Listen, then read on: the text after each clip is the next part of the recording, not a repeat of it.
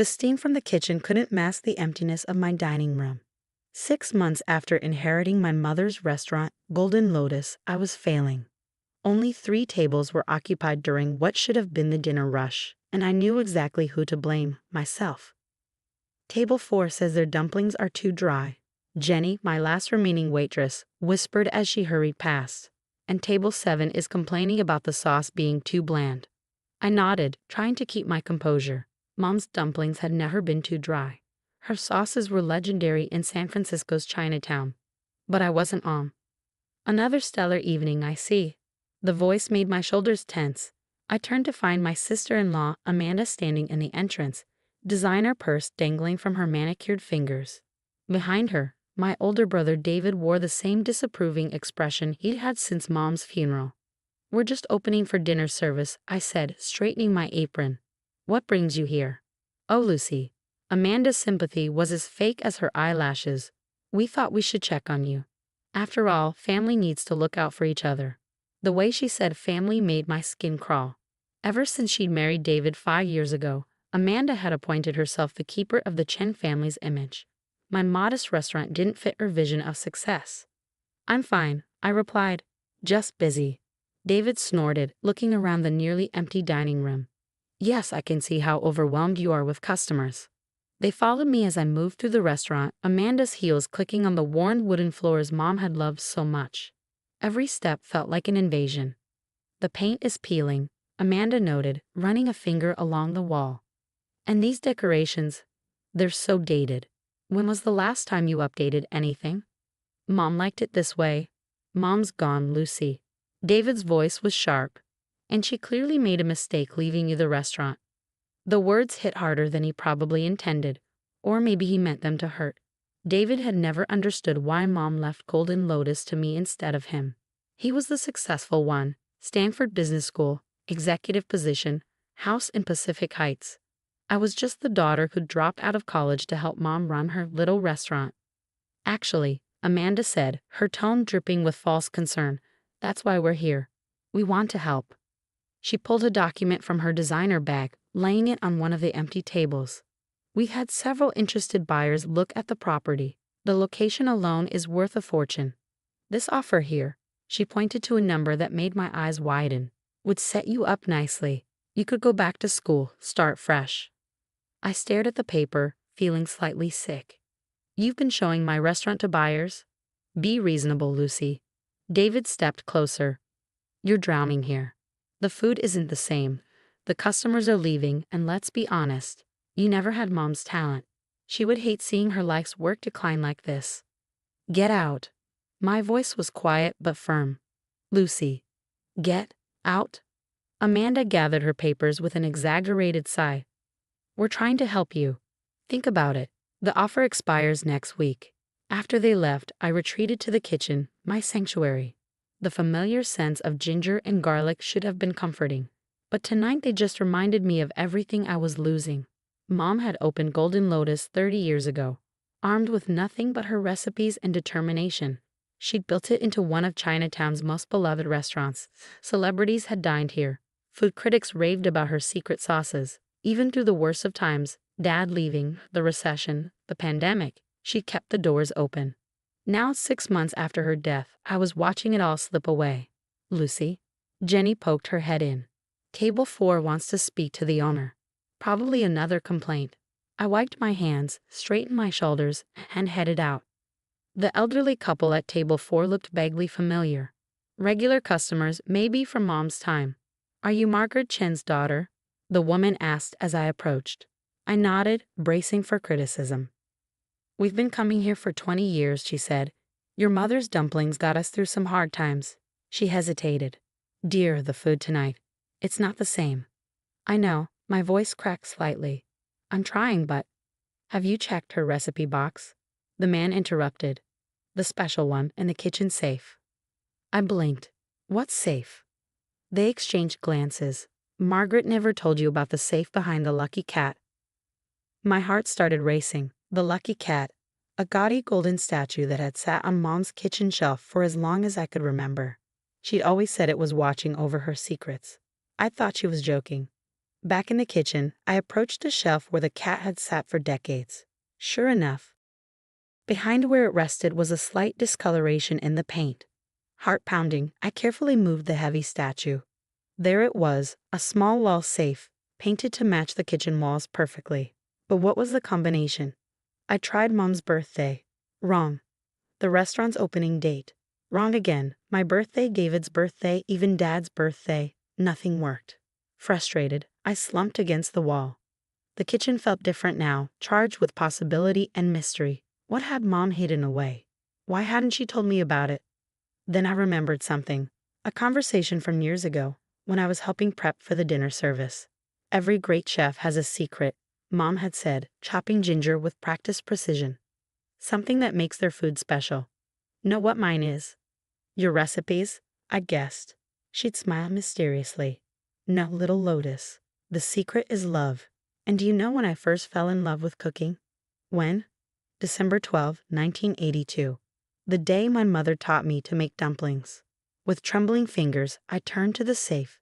12 to 1282. The lock clicked open. Inside was a small red box, the kind used for jewelry, and an envelope with my name on it. The envelope contained a letter in Mom's elegant handwriting.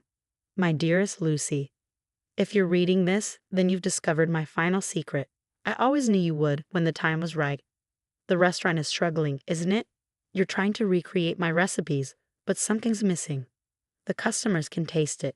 Your brother is probably pushing you to sell. Don't.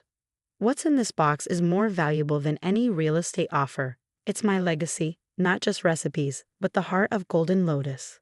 The secret that made people line up around the block, that won awards, that built our family's dream. But before you open it, remember this. A recipe is just instructions on paper. The magic comes from the cook's heart. You have always had my heart, Lucy. That's why I left you the restaurant. Not because you were the better chef, but because you understand that food is about more than technique. It's about love, memory, and the courage to keep trying until you get it right. Now open the box, my little Lotus, and show them what you can do. All my love, Mom. With shaking hands, I opened the red box. Inside was a small key and another note. For the box in my old office closet. Everything you need is there. Make me proud. I clutched the key to my chest, tears streaming down my face. In the dining room, I could hear more customers leaving. Tomorrow David and Amanda would probably return with more offers, more pressure to sell. But they didn't know what I had just found. Mom's final gift wasn't just recipes, it was a chance to prove myself, to save her legacy, to show everyone that she'd been right to trust me with Golden Lotus.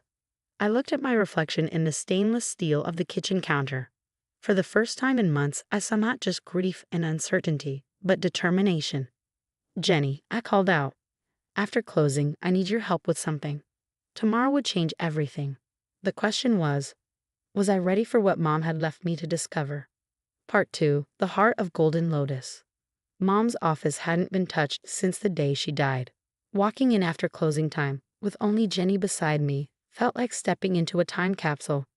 The air still held traces of Mom's jasmine perfume, mixed with the scents of spices that had permeated the walls over decades. Are you sure you want me here? Jenny asked softly. This seems private. I squeezed her hand. You've stuck with me through everything. Your family now.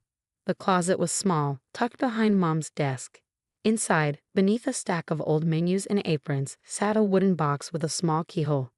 The key from the safe fit perfectly. Oh my God, Jenny breathed as I opened the lid. Inside was a collection of worn notebooks, their pages yellow with age and spotted with soft stains. Each one was filled with Mom's handwriting, not just recipes, but stories, secrets, techniques passed down through generations. But there was something else. Photographs, newspaper clippings, and letters documenting Golden Lotus's history. And at the bottom, a leather-bound journal with the true secret written on its cover. With trembling hands, I opened it. My dearest Lucy, if you're reading this, you found not just recipes, but the heart of Golden Lotus. Every great restaurant has a soul, something that makes it more than just food and walls. Our soul is in these pages, in the stories of every person who helped make this place special. Remember Mrs. John, who taught me the secret to perfect dumpling folds. Her grandson now runs the vegetable stand down the street. He still saves the best bok choy for us. Remember old Mr. Wu who loaned me money to fix the roof when the bank refused? His special spice blend is on page 47. I promise to keep it in the family. Every recipe here comes with a story, a connection, a piece of love woven into the ingredients. That's what your brother never understood.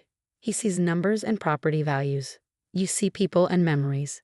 Now it's your turn to add to these pages, to make these recipes your own, to build on our legacy. With all my love, Mom. P.S. Check page 93. That's where the real magic begins. I turned to page 93 and gasped. There, in detailed notes, was the secret to Mom's famous XO sauce, the condiment that had put Golden Lotus on the culinary map. But it wasn't just a recipe.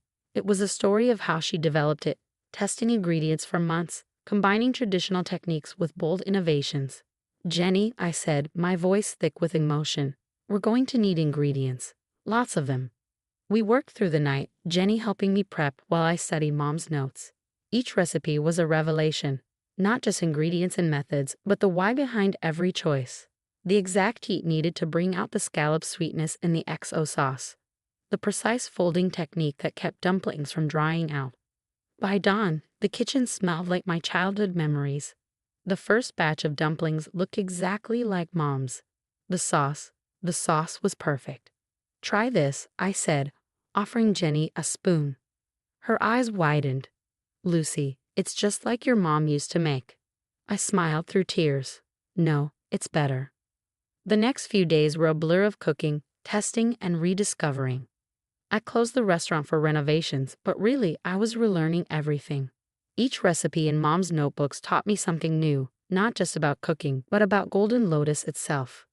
The regular customers had their own pages. Mr. Chen from the bank loved his dumplings with extra chili oil. The Liu family always ordered their noodles slightly softer for their grandmother. Every dish had a story, a connection to our community. Then came the day we reopened. I'd sent invitations to all our old regulars, including the elderly couple who told me about the safe. David and Amanda received one too, not out of spite, but because Mom would have wanted it. The dining room was full for the first time in months. I kept the worn wooden floors, the faded decorations, but added small touches. Fresh flowers, new tablecloths, subtle changes that respected tradition while embracing the future. The first dishes went out, then the second. The dining room grew quiet except for the sounds of eating and soft exclamations of pleasure. Just like Margaret used to make. No, even better. The sauce, it's perfect. David and Amanda arrived late, dressed like they were attending a funeral rather than a dinner. They sat at Mom's old favorite table, ordering with barely concealed disdain. I served them myself, Mom's special dumplings, noodles in XO sauce, and her secret braised pork. What is this? Amanda demanded after one bite, her carefully maintained composure cracking. This isn't. How did you? David was silent, staring at his plate. I saw him blink rapidly and realized he was fighting tears. It tastes like Mom's, he whispered. No, I said gently. It tastes like love. That was always her secret ingredient. I placed Mom's journal on their table, open to a specific page. There, among the recipes and notes, was a letter addressed to David. My precious son, if you're reading this, then Lucy has found my notebooks and understood their true meaning. You may think I chose her over you, but that's not true. I chose the right person to carry on, not just the restaurant, but its heart. You have your own gifts, my boy. Your drive, your intelligence, they've taken you far. But Lucy has something special. She understands that Golden Lotus isn't just a business. It's a family, a community, a legacy of love. Support her, David. She'll need your business sense sometimes, just as you might need her reminder that success isn't always measured in dollars. You are both my children, and I love you both. Different gifts, different paths, but the same heart. Love, Mom. I left them reading, returning to the kitchen where tickets were piling up. Through the service window, I watched David wipe his eyes, then slowly taste each dish again, this time with real attention. After closing, he found me in the kitchen. Lucy, he stopped, looking around at the space where we'd grown up watching Mom cook. I'm sorry, I thought I knew better. I know, I touched his arm gently. Want to learn how to make the dumplings? Mom left instructions for both of us. He managed a small smile. Maybe next time, but I do have some ideas about expanding the business. If you're interested. Expanding. Golden Lotus sauces. Packaged for retail. Your recipes, my business connections. Mom would have loved it. I thought about the notebooks, full of family secrets and community connections. Let me think about it. Whatever we do, we have to do it right. For Mom. In the months that followed, Golden Lotus flourished. Not just survived, but truly thrived. The dining room was full every night, now with a mix of old regulars and new faces. We started a cooking class on Sundays, sharing some of Mom's simpler recipes with the community. David and I eventually did launch the sauce business, but we did it carefully, maintaining the quality Mom would have demanded. Amanda learned to make dumplings, though she complained about the flour under her manicured nails. The lucky cat still sits on its shelf in the kitchen, guarding its secrets. The safe behind it is empty now, its treasure distributed through the notebooks I use every day, adding my own notes alongside Mom's. Last week, a food critic from the Chronicle came in. His review made me cry. Golden Lotus has managed the impossible, honoring a beloved legacy while creating something new and vibrant. The classic dishes taste exactly as I remember from Margaret Chen's day, yet somehow even better. Her daughter Lucy has discovered what every great chef knows, that the secret ingredient in memorable food isn't in any recipe, it's in the heart of the person cooking it. Mom would have loved that review. Not for the praise, but for the understanding. Every night before service, I touch the lucky cat for good fortune, just like Mom used to do. Sometimes in the quiet moments before the dinner rush, I swear I can feel her presence in the steam rising from the woks, in the rhythm of chopping vegetables, in the laughter of guests enjoying their meals. The recipes she left weren't just about food. They were about legacy, family, and the courage to believe in yourself. Every dish we serve carries a piece of that legacy, a blend of tradition and innovation, of memory and possibility. David stops by most Sundays now, sometimes rolling up his sleeves to help in the kitchen. He's not very good at dumpling folding yet, but he's learning. More importantly, he's understanding what Mom knew all along, that true success isn't measured in profit margins, but in the smiles of satisfied customers and the warmth of family working together. As for me, I've started my own notebook, adding new recipes alongside Mom's classics. Someday, I'll pass these books on to the next generation, along with the most important lesson Mom taught us, that the greatest achievements come not from proving others wrong, but from proving yourself right. The lucky cat watches over it all, guarding not just recipes now, but the true heart of Golden Lotus, a legacy of love, served one dish at a time.